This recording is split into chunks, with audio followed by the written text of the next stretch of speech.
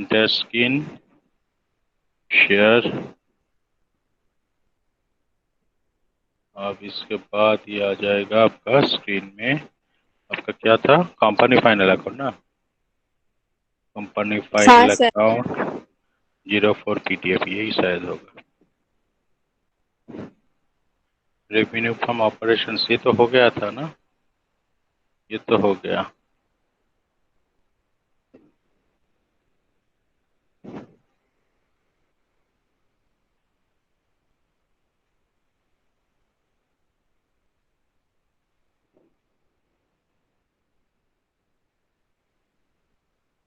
ये है, ये ठीक है ना। पीएल के बाद ये बैलेंस शीट है। सर अभी तक नहीं आया सर। नहीं आया? हाँ सर, वो हट गया, आया था पर हट गया। हट गया? Oh my hmm. गॉड। ठीक है, फिर से ओ हम माय गॉड। भाई OMG हो गया ना। ठीक है, फिर से प्रेजेंट कर रहे हैं। मतलब वो आया था पहले वाला जो तो पीएल का, पीएल का तो खत्म हो गया। अभी तो हमको बैलेंस शीट बनाना है। तो आते हैं बैलेंस शीट, मतलब इधर है कंपनी। हाँ, ये है। ठीक है।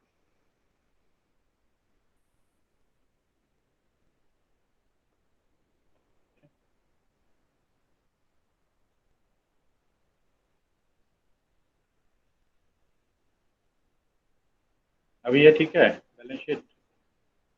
हाँ sir. Yes sir. Very good. तो बैलेंस शीट का फॉर्मेट तो हो गया। अभी ये नोट्स पे अकाउंट्स हमको बनाना है ना। तो देखो, बैलेंस शीट एज एट 31/3/2020 और पर्टिकुलर्स, नोट नंबर, अमाउंट, ये तो फॉर्मेट आपका हो गया है। तो हम नोट्स टू अकाउंट्स में जाते हैं। पहले ये है इक्विटी एंड लाइबिलिटीज में share holders fund. Equity and liabilities में है शेयर होल्डर्स फंड। और शेयर होल्डर्स फंड के अंडर क्या क्या आता है? Share capital and reserve and surplus. तो शेयर कैपिटल के लिए हमने इधर नोट लिया है, नोट नंबर 8। मतलब नोट नंबर 7 हमने खत्म कर दिया किधर? स्टेटमेंट ऑफ पीएल में लास्ट नोट दिया था नोट नंबर 7। और ये नोट नंबर 8 से स्टार्ट हो रहा है। ठीक है, नोट नंबर 8 से ये स्टार्ट हो रहा है। तो नोट नंबर 8 में हम जा रहे हैं। तुम देखो, हम जा रहे हैं। ये देखो, नोट नंबर 8 आपका आ गया। ठीक है, हम क्लियर से दिखा रहे हैं आपको। ये देखो, नोट नंबर 8 ऐसे लिखो। नोट्स टू अकाउंट्स जो जा रहा था उसमें ही कंटिन्यू करना है। ठीक है, नोट्स टू अकाउंट्स जो जा रहा है उसमें ही कंटिन्यू करो। तो नोट नंबर 8 ऐसे ऐसे लिख दो, नोट नंबर 8, और इधर लिखो शेयर कैपिटल। और उसके अंडर में ऐसे लिखना है authorise share capital. Authorise share capital कुछ भी दिया नहीं है। ये डॉट डॉट डॉट मतलब नंबर ऑफ शेयर्स हम इधर लिखते हैं, ये कुछ नहीं है। तो आप डॉट डॉट देके dot dot dot shares @ 10 each, मतलब उधर 10 ईच बोल दिया था, इसलिए हमने 10 ईच लिखा। और ऑथोराइज शेयर कैपिटल इधर इधर कुछ भी अमाउंट मत लिखना। जीरो भी नहीं लिखना है, नील भी नहीं लिखना है। अगर जीरो और नील लिख दिए तो पूरा साम्स आपका काट देगा। क्योंकि अगर कोई कंपनी का ऑथोराइज शेयर कैपिटल ही नहीं है तो कैसे शेयर इशू करता है ना। मतलब कंपनी का परमिशन ही नहीं है, ऑथोराइजेशन ही नहीं है शेयर के लिए, तो कैसे ये पब्लिश करेगा। तो इसलिए इधर कभी भी नील मत लिखना और जीरो भी मत देना। इधर ओनली एक अंडरलाइन छोड़ के छोड़ देना इसको। और इसके बाद क्या लिखना है आपको? Issued, subscribe and paid up capital. तो issued, subscribe and paid up capital में हम क्या लिखा है?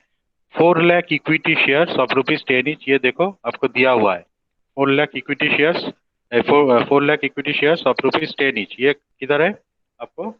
इधर मिलेगा, ट्रायल बैलेंस में मिलेगा। ट्रायल बैलेंस में देखो equity share capital of 10 each दिया हुआ है और उसका अमाउंट है 40 लाख। 40 लाख इसका अमाउंट है। और ट्रायल बैलेंस में देखो कॉल्सिन एरियर दिया हुआ है। ठीक है, तो ट्रायल बैलेंस में कॉल्सिन एरियर दिया हुआ है, उसका अमाउंट है देखो 50,000 दिया हुआ है। कैपिटल क्रेडिट में है 40 लाख और डेबिट में है देखो कॉल्सिन एरियर, है ना। मिला? हाँ yes sir. Sir. Very good. अभी लेस कर दो और आउटर में लिख दो 39,50,000, 39,50,000। और इस अमाउंट को हम नोट्स पे अकाउंट्स का कंप्लीट हो गया 8। और इधर जाके इधर लिख दो 39,50,000, ऐसे लिख दो। शेयर कैपिटल नंबर 8 39,50,000 ऐसे लिख दो इसको। कोई आया है दरवाजे पे? আমি ঢুকলাম স্যার। তো তুই ঢুকেছিস তাহলে আর কেউ নেই তো ওখানে? না। লজ্জায় ভাবনা কি আবার টকটক করছে। আচ্ছা ঠিক আছে। আচ্ছা তাহলে এখানে দেখ নেক্সট আছে reserve and surplus. Reserve and surplus এর নোট तो बनाते ही হবে। रिजर्व एंड सरप्लस के लिए हमको नोट बनाना ही है। इसके लिए इसका नंबर सीरियल से ही जा रहा है। 8 के बाद ये आ गया 9 और 8 के बाद ये आ गया 9 और हम नोट्स टू अकाउंट्स में जा रहे हैं। अभी देखो इधर नोट्स टू अकाउंट्स में क्लियर हमने दिखाया है नंबर 9 और इधर क्या लिखा है हमने रिजर्व एंड सरप्लस। जैसे प्रीवियस सम्स में हमने किए थे ऐसे ही इधर किया है। तो देखो पहले हम लिख लेंगे नंबर 9 रिजर्व एंड सरप्लस। सभी लिख लो रिजर्व एंड सरप्लस और इसके बाद क्या लेंगे हम statement of profit and loss. मतलब बिगिनिंग में कितना था मतलब ट्रायल बैलेंस में जो statement of profit and loss का बैलेंस रहता है इसको बोलेंगे हम ओपनिंग स्टेटमेंट ऑफ पीएल। मतलब ये लास्ट ईयर का प्रॉफिट का बैलेंस है ये। तो statement of profit and loss का बैलेंस देखो 1/4/2019 इधर है 1,76,000 1,76,000। क्यों अब ज्वाइन कर लो ना। तो ये अभी ज्वाइन किया है आया तेरे द्वार पर अंजलि विद्या थी उसका विद्या विद्या कम हो गया इसलिए लेट में ज्वाइन कर। ठीक है तो देखो पहले क्या लिखा है रिजर्व एंड सरप्लस और पहले ओपनिंग बैलेंस देखो ट्रायल बैलेंस में कितना है सभी बोलो 1,76,000। 1,76,000 वेरी गुड। और उसके साथ क्या करेंगे हम add statement of PL of the current year का स्टेटमेंट ऑफ पीएल कहाँ से मिलेगा। वो जो स्टेटमेंट ऑफ पीएल हमने बनाया था प्रॉफिट आफ्टर टैक्स जो आया है उसको हम इधर लिख देंगे 79,820। ये देखो आपका स्टेटमेंट ऑफ पीएल जो आपने बनाया है उसका प्रॉफिट आफ्टर टैक्स जितना है कितना है 79,820 है ना। यस হ্যাঁ सर। স্যার, হ্যাঁ। Very good. अभी इस दोनों को ऐड करके हम लिखेंगे 256,820। दोनों को ऐड कर दिया और हम इधर लिख लेंगे 256,820 256,820 हमने लिख दिया इधर देखो 256,820 हमने लिख दिया। और इसके बाद क्या लेस होगा इंटरिम डिविडेंड। तो डिविडेंड किसके ऊपर होता है शेयर कैपिटल के ऊपर। तो शेयर कैपिटल अभी कितना है 39,50,000 लास्ट वर्किंग में कैलकुलेशन किया था इधर देखो देख लो ऊपर में ही है 39,50,000। ये शेयर कैपिटल के ऊपर 2.5% इंटरिम डिविडेंड देने के लिए बोला है एडजस्टमेंट में देख लो कितना परसेंट दिया है उधर इंटरिम डिविडेंड के लिए। इंटरिम डिविडेंड का परसेंटेज कितना है एडजस्टमेंट में देखो बोला है 2.5। Yes very good thank you. तो 13,50,000 के ऊपर 2.5% करने से आपको मिलेगा 98,750। ये अमाउंट आएगा आपका 98,750 98,750 आएगा और इसको 256,820 से लेस कर दो तो आ जाएगा आपको 157070। ये अमाउंट आपको आ जाएगा। कितना तक हुआ है सभी का? Sir complete. यस इसके वेरी गुड थैंक यू। और इसके बाद क्या है प्रोपोज डिविडेंड देखो एडजस्टमेंट में दिया हुआ है जिधर इंटरिम डिविडेंड है उधर प्रोपोज डिविडेंड का डायरेक्टली अमाउंट दिया हुआ है उधर कोई परसेंटेज नहीं है प्रोपोज डिविडेंड का। प्रोपोज डिविडेंड और फाइनल डिविडेंड का अमाउंट दिया हुआ है तो अमाउंट कितना है उधर देखो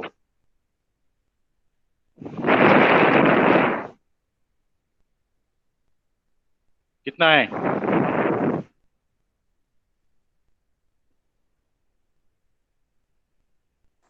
14,660। हाँ ठीक है 146,260 वेरी गुड। यह है प्रोपोज डिविडेंड डायरेक्ट अमाउंट दिया हुआ है मतलब कोई परसेंटेज नहीं है इसके लिए। तो हमने डायरेक्ट अमाउंट इधर दे दिया और इसको लेस कर दिया। तो लेस करने के बाद क्या आ रहा है 10810। अभी इतना तक पहले लिख लो 10810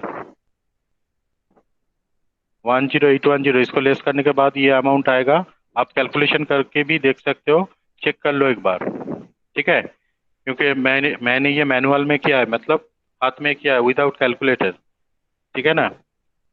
तो आपको कैलकुलेटर में फिर से एक बार चेक कर लो आपका मशीन में जो है मशीन लेकर चेक कर लो।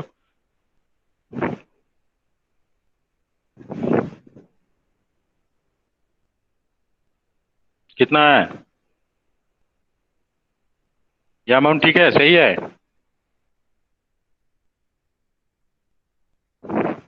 Yes sir. Very good, thank you. तो और इसके बाद क्या है? डिविडेंड डिस्ट्रीब्यूशन टैक्स को हम लेस करेंगे इधर से। डिविडेंड डिस्ट्रीब्यूशन टैक्स का परसेंटेज देखो 15% दिया हुआ है एडजस्टमेंट में, है ना? डिविडेंड डिस्ट्रीब्यूशन टैक्स एडजस्टमेंट में चेक कर लो, है ना? 15%। तो किसके ऊपर 15% होगा? मतलब टोटल जो डिविडेंड हमने डिक्लेयर किया है, हमने दो डिविडेंड दिया है, एक इंटरिम डिविडेंड है और एक प्रपोज डिविडेंड का है। इंटरिम का अमाउंट है 98750 और प्रपोज का अमाउंट है 146260। देखो हमने दोनों को ऐड कर दिया इधर। डिविडेंड जितना अमाउंट होगा उसके ऊपर ही डिविडेंड डिस्ट्रीब्यूशन टैक्स बनता है, ठीक है? डिविडेंड जितना हम पेड करेंगे उसके ऊपर ही टैक्स बनेगा, ठीक है? तो 98750 प्लस 146260, इसके ऊपर 15% कर दिया तो आ गया आपका 36752।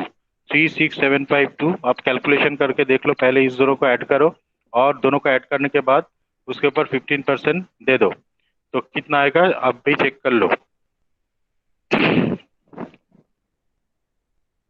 ये अमाउंट सही है क्या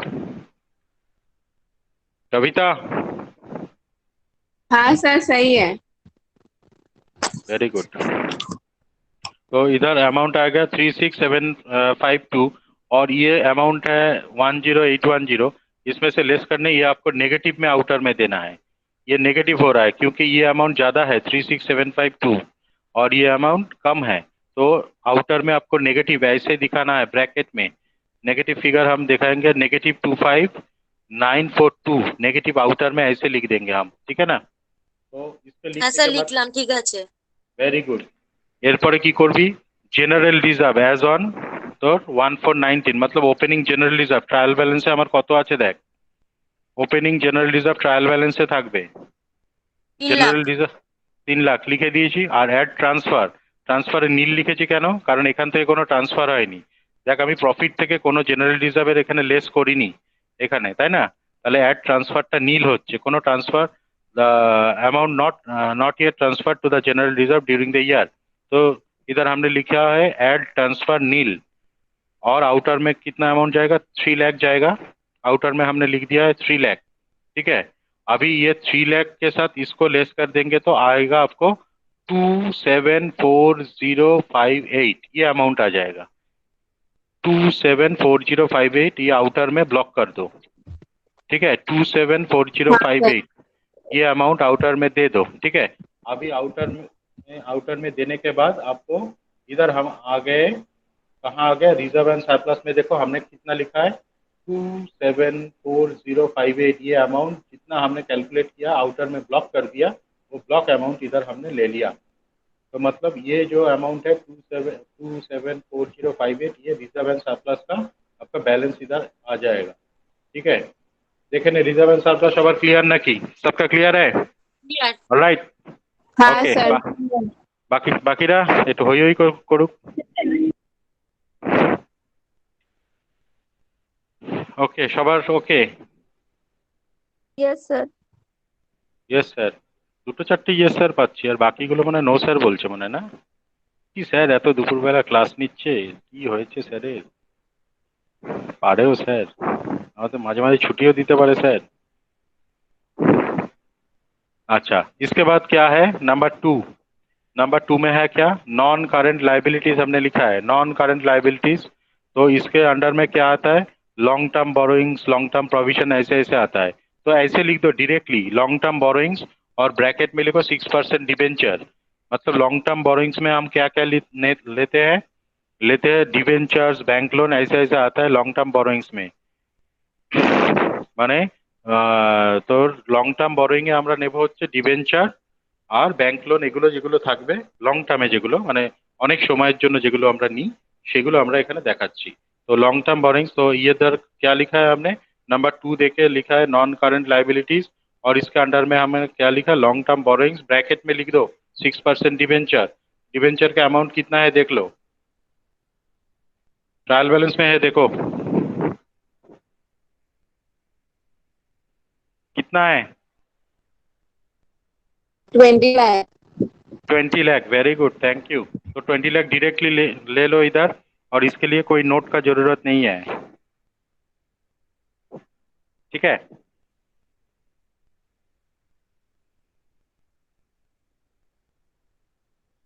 हो गया। और इसके बाद हम आ गए number 3, current liabilities. Current liabilities में क्या लिख रहे हैं हम?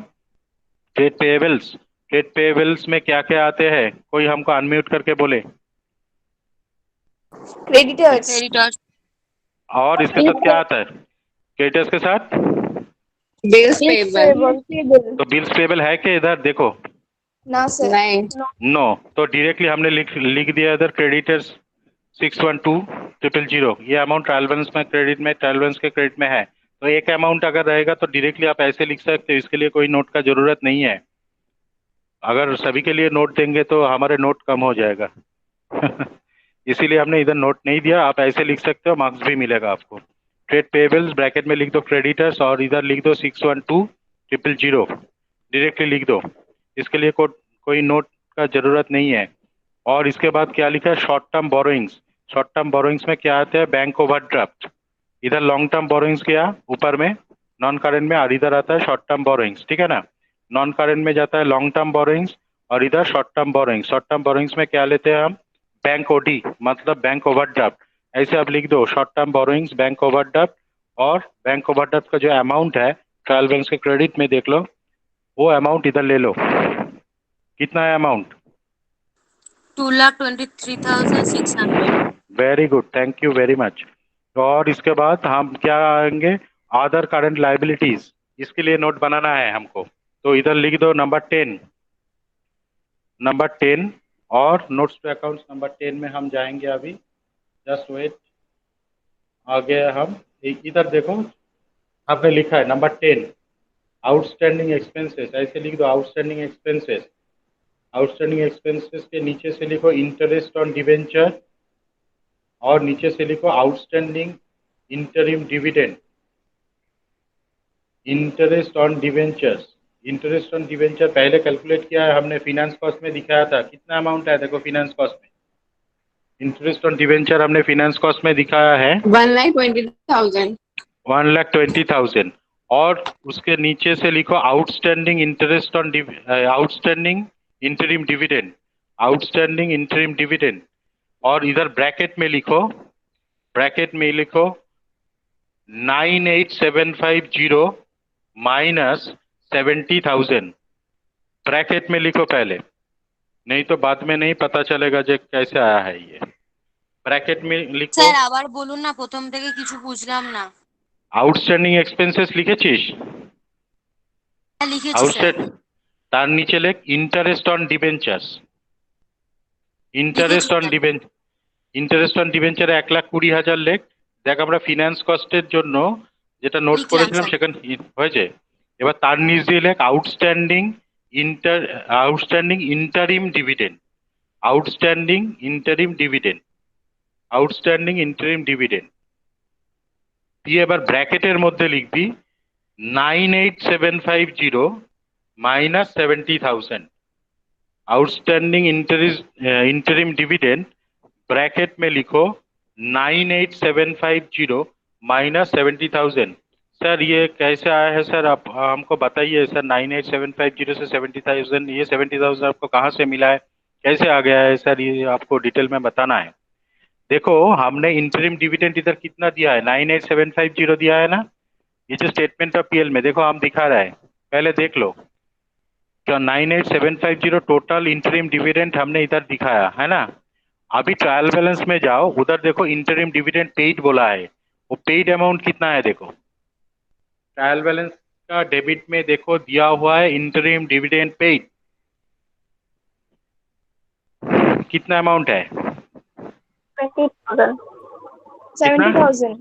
70,000। इसका मतलब ये हुआ कि टोटल इंटरिम डिविडेंड हमको पेड करना चाहिए था 98,750, और हमने ऑलरेडी शेयर होल्डर्स को पेमेंट कर दिया 70,000। तब आउटस्टैंडिंग कितना रहेगा? इसीलिए हम इधर ब्रैकेट में लिख रहे हैं 98,750 माइनस 70,000, दैट इज इधर 28,750 इधर से आ गया। ठीक है ना, अभी ठीक है। সবার ঠিক আছে? মানে Yes, আমাকে sir. Clear sir, clear. আসলে স্যার এই জায়গাটা এত বেশি ঘিঞ্জি হয়ে গেছে তো, মানে বুঝতে প্রবলেম হচ্ছে আর কি, অল্প অল্প।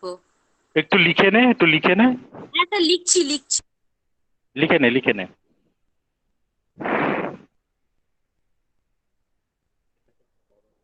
স্যার ক্লিয়ার, বলুন এবার। এটা বুঝতে পেরেছিস তো?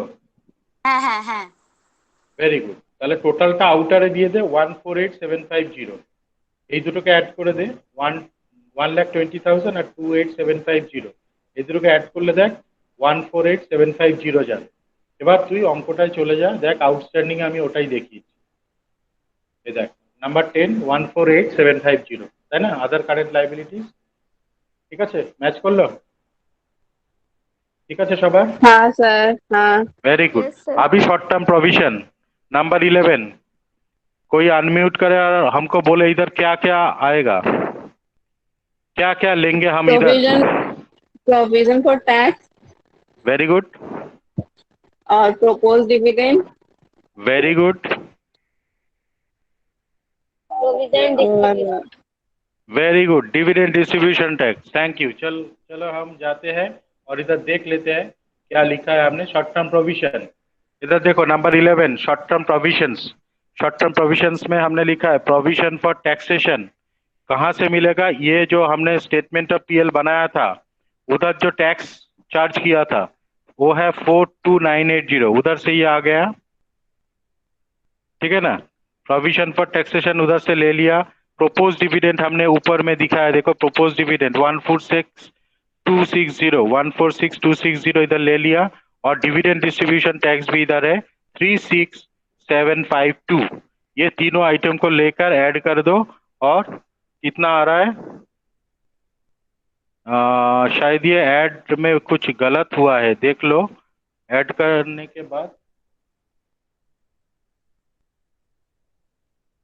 एक अमाउंट कम लग रहा है मेरे को, तो ऐड करने के बाद आएगा 225992 आएगा।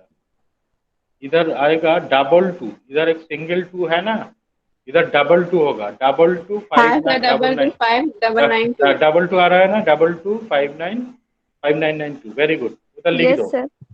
हाँ, ক্লোজ इसीलिए করে দিন। कैलकुलेशन है। हाँ, तो इधर हमने ক্লোজ लिख করে दिया, দিলাম देख। স্যার লিখে। है तो क्लोज করে ওটাকে এখানে लिखे दे 225992 हो गया। अभी आएंगे हम एसेट में, ठीक है ना? अभी एसेट में हमने क्या लिखा है? एसेट जाबो? স্যার। Yes sir. अच्छा, एसेट में क्या लिखेंगे? नंबर 1, इधर मेन 2 हेड होता है, एक नॉन करेंट एसेट और एक करेंट एसेट। तो नॉन करेंट के लिए हमने 1 लिया है और करेंट के लिए 2। तो नॉन करेंट एसेट्स में हमने लिखा है नंबर ए, उसके अंडर में लिखेंगे फिक्स्ड एसेट और उसके अंडर में आएगा टेंजिबल और इनटेंजिबल, ऐसे आता है। तो पहले हमने टेंजिबल एसेट्स के लिए नोट बनाया है, इधर देखो नंबर 12। तो नंबर 12 नोट में हम जा रहा है, तो इधर क्या करेंगे, वो टेंजिबल जो एसेट्स है लाइक प्लांट मशीनरी, उसको हमको लेना है। तो हमने ले लिया, इधर देखो टेंजिबल एसेट में है लैंड एंड बिल्डिंग, इधर नोट्स टू अकाउंट्स में नंबर 12 टेंजिबल एसेट्स ऐसे लिख दो। Land and buildings, land and buildings trial balance में है 5,11,2,000, 5,11,2,000। और फर्नीचर एंड फिटिंग्स को भी उधर उसके साथ ऐड कर दो। फर्नीचर एंड फिटिंग्स देखो है 2,66,000। इस दोनों को ऐड करके आएगा आपको 5,3,78,000। ये अमाउंट पहले लिख लो, दोनों को ऐड कर दो। दोनों को ऐड करने के बाद लेस कर दो डेप्रिसिएशन। डेप्रिसिएशन तो चार्ज किया है हमने डेप्रिसिएशन एमोर्टाइजेशन एक्सपेंस में 2,86,400। 2,86,400 डेप्रिसिएशन लेस कर दो और आउटर में ऐसे क्लोज कर दो 5,09,1,600। 50,91,600। 50,91,600। হ্যাঁ, আমি বাড়িতে বসে বসে এত অ্যামাউন্টের কথা বলি, চোর ডাকাত আমার তারপরে বাড়িতে আসবে। 51 লাখ, 52 লাখ, 50 লাখ এসব বলছি, আশপাশে লোকজন শুনলে আমাকে তাড়াবে এরপর এখান থেকে। চোরকে এই কর্পোরেট অ্যাকাউন্টিং এর অঙ্ক বুঝিয়ে দেবেন, ও আর জীবনে চুরি করবে না। হ্যাঁ, ওকে আমি পেলে তো কর্পোরেট অ্যাকাউন্টিং নিয়ে বসিয়ে দেবো। আগে বলবো তুই পরে চুরি কর, আগে তুই অঙ্ক কর।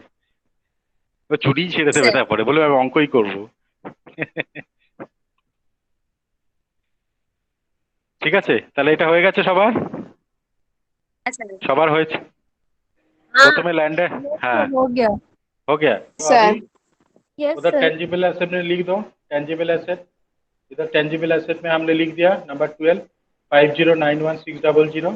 और इंटेंजिबल में एसेट में क्या क्या आते हैं बोलो? इंटेंजिबल एसेट में हम क्या क्या लेते हैं? इंटेंजिबल एसेट्स में क्या क्या आते हैं? एक तो इधर दिखा रहा है हम, एक है गुडविल, और इसके साथ क्या क्या आते हैं, क्या क्या देखना है ट्रायल बैलेंस? हाँ बोलो।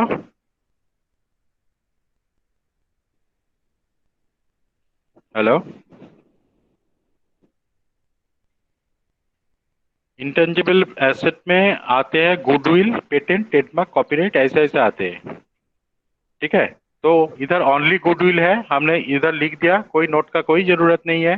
हमने लिख दिया इंटेंजिबल एसेट, इंटेंजिबल, और इधर लिख दिया गुडविल, और लिख दो इधर 3,20,000। बच्चे सबर सबका हो गया? Yes sir very good. और इधर बी दे के लिखो non current investment. Non current investment, non current investment में क्या लिखेंगे? 5% गवर्नमेंट टैक्स फ्री लोन। वो जो इन्वेस्टमेंट हमने किए थे, इंटरेस्ट ऑन इन्वेस्टमेंट, ठीक है, ट्रायल बैलेंस में देखो 5% टैक्स फ्री गवर्नमेंट लोन है। उसका नॉमिनल वैल्यू तो नहीं लेंगे, नॉमिनल वैल्यू के ऊपर इंटरेस्ट कैलकुलेट किया था। उसका ट्रायल बैलेंस का जो अमाउंट है वो आएगा इधर। ठीक है, ट्रायल बैलेंस में जो शो, बैलेंस में जो शो कर रहा है देखो 197,600, ये है ट्रायल बैलेंस में। ट्रायल बैलेंस का अमाउंट इधर आएगा। ठीक है ना? 2 লাখ नहीं आएगा, 2 লাখ नहीं आएगा, 2 লাখ उसका। ঠিক আছে, ট্রায়াল ব্যালেন্সের ভ্যালুটা নেব এখানে। হয়ে গেল, নোটের কোনো দরকার নেই। এরপরে চলে যাচ্ছি আমরা ইনভেন্টরিজ। কারেন্ট অ্যাসেটস এর মধ্যে ইনভেন্টরিজ, ইনভেন্টরিজে আমরা কি নেব? इन्वेंटरीज में क्या आते हैं? स्टॉक ट्रेड हाँ, stock in trade, very good. तो स्टॉक इन ट्रेड कितना है? एडजस्टमेंट में देखो क्लोजिंग स्टॉक कितना है?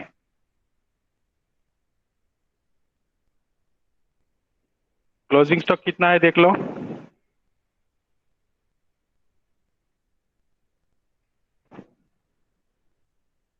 1082,000 ব্যাস, এখানে তাহলে লিখে দিলাম 1082,000, ভেরি গুড।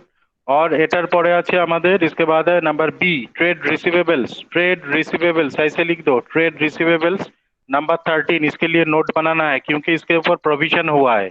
तो नंबर 13 नोट में हम जा रहे हैं। नंबर 13 आ गया, नंबर 13 इधर देखो हमने लिखा है नंबर 13 ट्रेड रिसीवेबल्स। इसके अंडर में सन्डी डेटर्स और बिल्स रिसीवेबल आते हैं, किंतु लेकिन सन्डी डेटर्स के ऊपर देखो प्रोविजन हुआ है, एक प्रोविजन हमने चार्ज किया था, है ना? तो पहले इस प्रोविजन को पहले लेस कर दो। तो हमने लिखा है इधर देखो सन्डी डेटर्स, सन्डी डेटर्स में हमने लिखा है 416,000 less provision for bad and doubtful debts. टू मतलब उसके ऊपर 5% प्रोविजन फॉर डाउटफुल डेब्ट हुआ था, और इसको लेस करके आउटर में दे दिया। देखो आउटर में ये दे दिया। और इसके बाद हमने लिखेंगे बिल्स रिसीवेबल।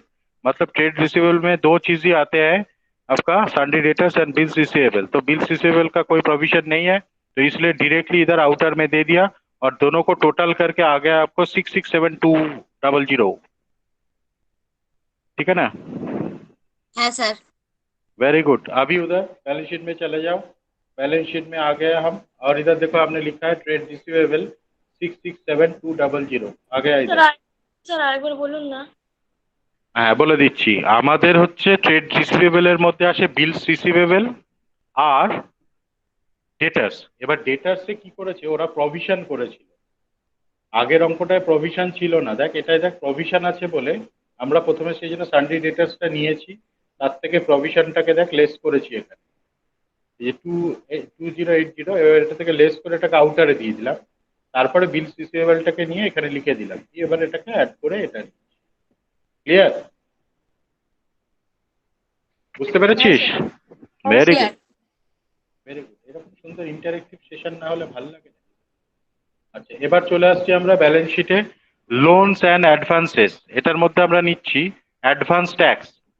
অ্যাডভান্স ট্যাক্স এখানে দেখ ট্রায়াল ব্যালেন্সে দেওয়া আছে 56,000 নিয়ে নিয়েছি। অ্যাডভান্স ট্যাক্স আমরা এখানে নিয়ে নিয়েছি 56,000। ঠিক আছে? জি স্যার। তারপরে আদার কারেন্ট অ্যাসেটে আমার কোনটা যাবে? ওই ইন্টারেস্ট অন ইনভেস্টমেন্টটা, এখানে তোরা ব্র্যাকেটে লিখতে পারিস ইন্টারেস্ট অন ইনভেস্টমেন্ট, ওই ট্যাক্স ফ্রি গভর্নমেন্ট বন্ড যেটা, সেটা 10,000 ছিল, ওটাই আমরা এখানে নিয়েছি। দেখবি আমরা যেটা আদার ইনকামে যেটা দেখিয়েছি, আদার ইনকাম 10,000 একটা দেখিয়েছি, দেখ সেইটা আমার এখানে আসছে। ঠিক আছে? এই আদার কারেন্ট অ্যাসেটে আমার আদার ইনকামটা এখানে 10,000 লিখে দেবো। তোদের যদি বুঝতে অসুবিধা, এখানে ব্रैकेट में लिख लो। ब्रैकेट में क्या लिखेंगे? Interest on 5% tax free government bond না কি ছিল ওইটা লিখে দিবি। इंटरेस्ट ऑन गवर्नमेंट बॉन्ड বা interest on 5% tax free government. Investment. হ্যাঁ ইন্টারেস্ট অন ইনভেস্টমেন্ট বললেন তো স্যার একটু আগে। হ্যাঁ, ইনভেস্টমেন্ট বলতেই ওটা, ইনভেস্টমেন্টটাই হচ্ছে ট্যাক্স ফ্রি গভর্নমেন্ট স্যার বন্ডে আমি আমি ব্র্যাকেটে ইনভেস্ট আদার করি। ইনকাম লিখে রেখেছি, এবার আমি বুঝে গেছি আদার ইনকাম কোনটা। ঠিক আছে, ভেরি গুড। তাহলে 10,000। এবার ক্যাশ অ্যান্ড ক্যাশ ইকুইভ্যালেন্টে আমার কি আসবে? Cash in hand, cash at bank. তোদের একটাই আইটেম আছে, সেই জন্য এখানে একটাই চলে এসছে। তো ক্যাশ ইন হ্যান্ড দিয়েছে না ক্যাশ অ্যাট ব্যাংক দিয়েছে তোদের?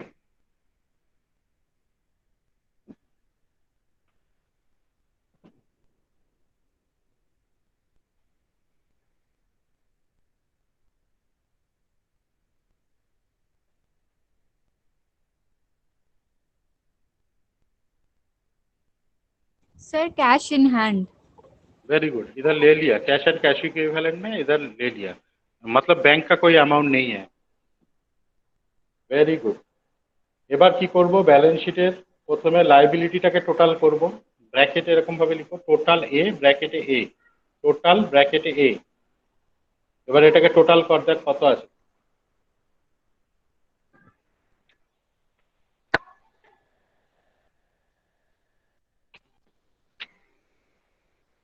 74,34,400। এবার লাইবিলিটিটাকে টোটাল কর। এই লাইবিলিটি বলছি, সেম এবার আসছে, অ্যাসেটটাকে মিলে গেছে তো। মিলেছে। Congratulation, congratulation to all of you. আচ্ছা যাই হোক, তাহলে আমি কি স্টপ শেয়ারিং করব? हाँ कारो की सर डाउट? स्टॉप कर दीजिए। Yes sir. Yes, stop sharing. हम चले जाते हैं मेन पेज में, हमारा जो पेज है जिधर हम इधर आ गए, और रिकॉर्डिंग भी पहले ऑफ স্যার कर আপনার देते কাছেই हैं। শুধু ব্যালেন্স শিট মেলে, আমাদের পরীক্ষার হলে কেন মেলে না জানি না স্যার। ওই জন্যই তো বললাম যাদের মেলে না আমার কাছে পাঠিয়ে দিবি, বলে বিডি স্যারের কাছে নিয়ে যা যে কোনো অঙ্ক নিয়ে। আমি রেকর্ডিংটা স্টপ করে